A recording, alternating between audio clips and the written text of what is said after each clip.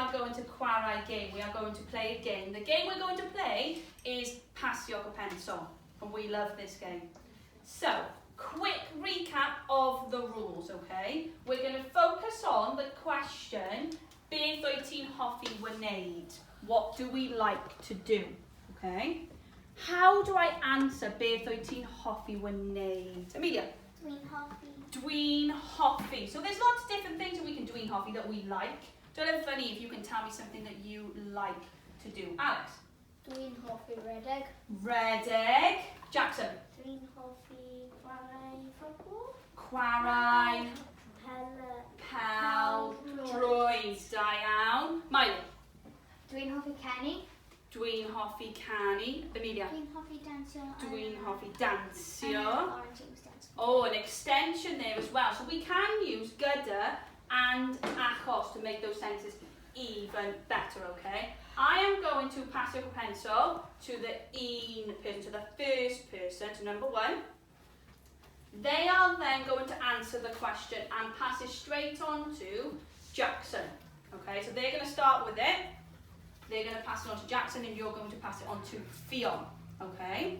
You have to ask the question, beth wyt ti'n hoffi wneud, and answer it using dwi'n hoffi, extending it if you can using gyda and achos, because I know you all can, okay?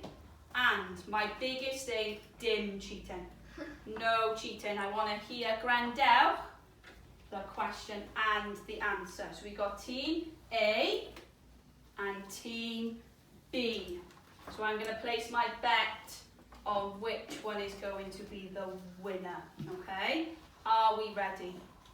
Barod? Barod. So I'm going to pass it to you. You're going to answer and then give it straight away, okay? So, go. Out. Dwi'n hoffi dansio yn Orange James dance. Tad ac braw. Gyda ffrindiau. Tad braw. Achos mae'n ffantastig. Diane, pass it on. Dwi'n hoffi canu achos mae'n ffantastig.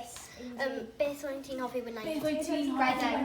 Dwi'n hoffi redeg yn y parc gyda mam o'r enw Emily. Dwi'n hoffi wneud. Gyda ffrind o'r enw Ethan.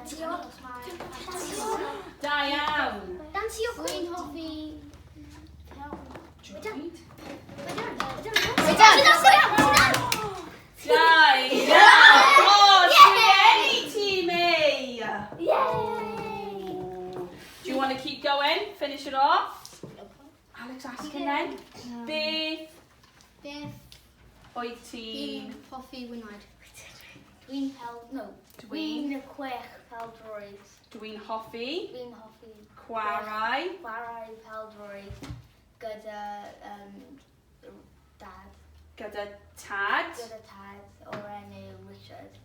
Da iawn.